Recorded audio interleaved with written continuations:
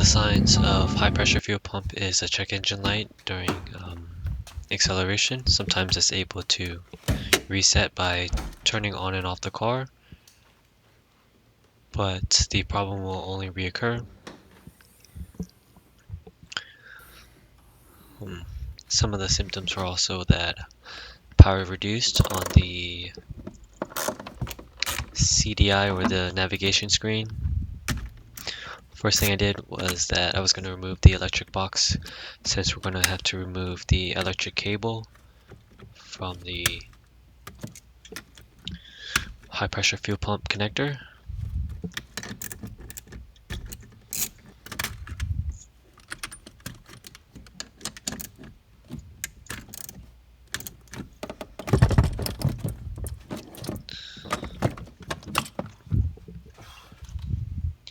Removing the battery, throwing it on a tinder charger.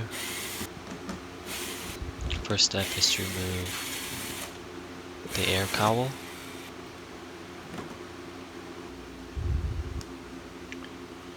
You'll probably need a good socket set. A drill will make it faster with a socket adapter.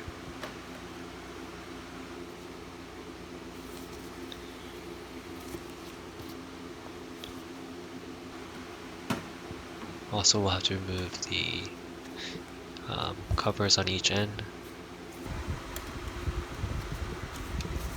So here's a very important step.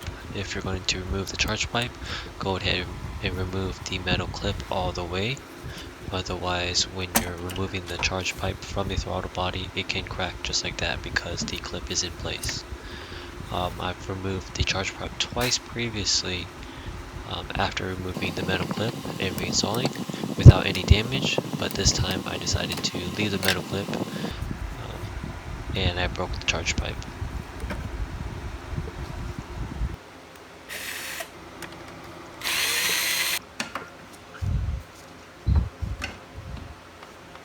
Now we can remove the under tray, then the airbox, a couple plastic or metal retainer clips, and the sensor in the back side. Airbox comes up. Engine cover comes off with just a pull. The air scoops are easily removed with a T-set, like a T25 or T30, one of those with the extension to get clearance from the hood. From there we need to remove the under airbox. It has a couple push clips. And also on the back side there's a wiring harness. So you can remove it as a whole piece or as disconnected between the two pieces. There's just two snap clips that hold them together. Remove these three harnesses on the back side. This would really open up the engine bay. Here's a closer look on the engine harness and how it's attached to the airbox.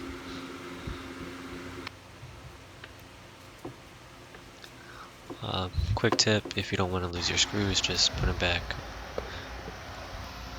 So here's a better look at the high pressure fuel pump. Before we do so, it'll be easier to get a little bit more space by removing the throttle body with 4 10mm bolts.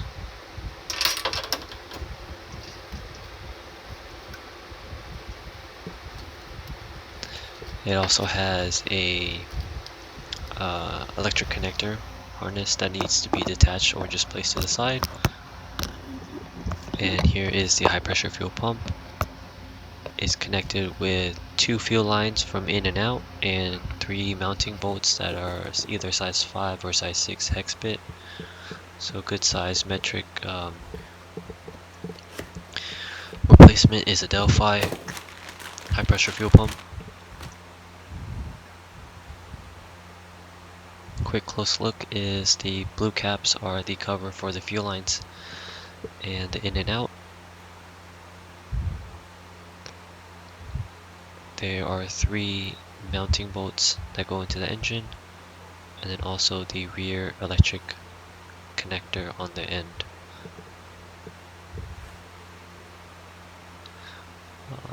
It is spun using the front key, and that makes it the difficult part of reinstalling it is that front key has to be placed in, or else it won't install all the way in.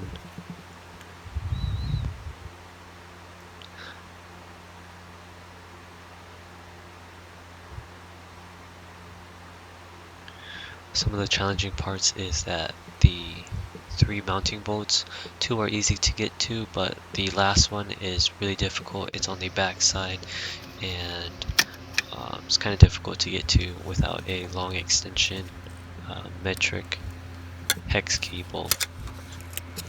socket. So what's being done here is removing the electric connector from the high pressure fuel pump. Take it nice and easy, don't want to damage any connectors. Then a 17 open face wrench to loosen both the outlet and inlet fuel lines.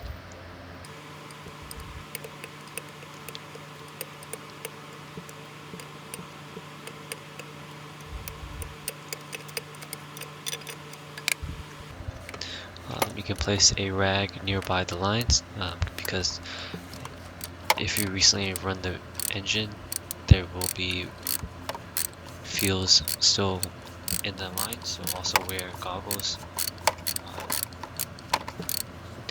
Don't want pressurized fuel to get into your eyes once you open the fuel lines.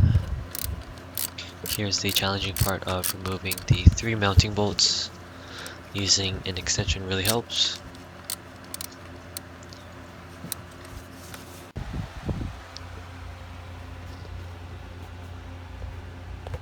So you can kind of see on the back side of the socket in the center screen is going behind the fuel pump between the engine and reaching that difficult piece of the engine bolt, or the last mounting bolt. You can kind of see it if you look through the intake where it should go. Just take your time and make sure you have the right tools, and also go ahead and pick up like a magnetic pickup tool, because drop bolts are very possible in this job. So as prevention, I already placed a magnetic tool on the bolt to prevent it from dropping. And here's a close-up of getting that last bolt off the high pressure fuel pump. So the space is really tight if you keep the intake on. Once you get that last bolt off, it's pretty easy. Just remember the orientation of that key, because I had some difficulty trying to reinstall the new one if it's not placed in the right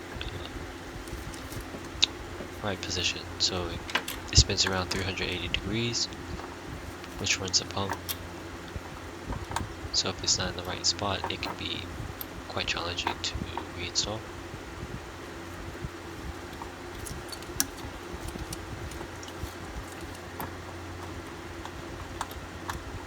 So if you don't get it on the first try, just be patient, take a break, try again.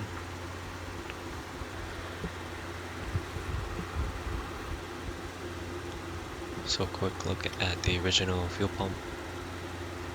Has a little bit of oil on the end. Fuel connector in and out in electric.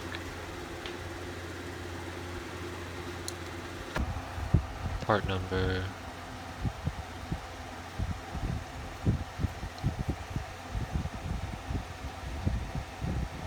Location of the key and its orientation.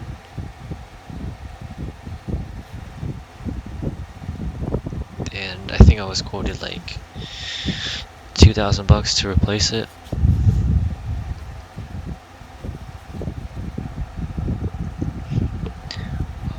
but I was able to buy one for a quarter of the price and a little bit for tools. So just comparing the two here, the original versus the one with the blue cap is the new one.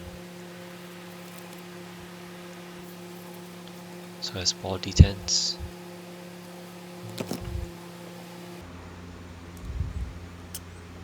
There's actually a filter on the inlet fuel line.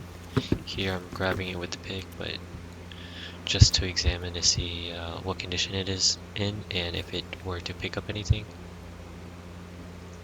I ended up damaging it a little bit by removing it, but for the sake of analysis, we'll be able to see the filter condition.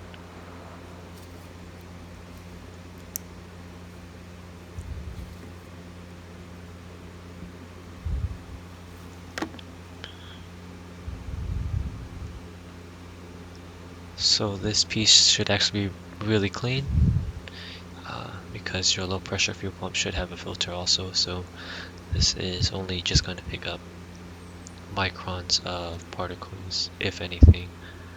And that seemed like it was really good condition, no buildup. So it's a good redundancy in the system.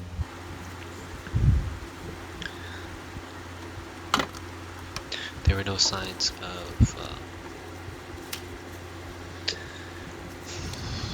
of resistance on the old pump. The key spun fine. The filter looked fine. The electric connection was fine. Also, if you would like to disconnect the electric system, you can use a electric parts cleaner by CRC. Really helps keep a good connection. So I was able to reinstall the new one.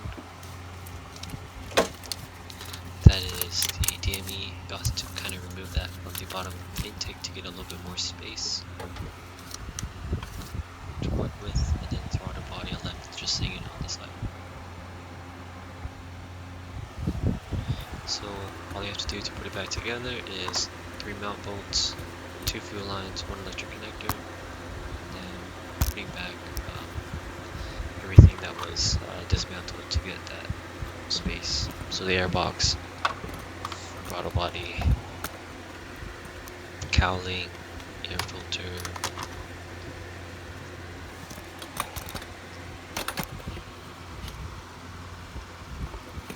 probably took me a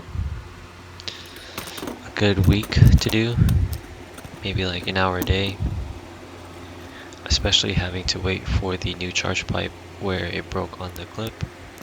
Again, just a reminder, remove the metal clip if you want to remove the charge pipe, or else you'll have to find a new one, or you can risk damaging it very quickly.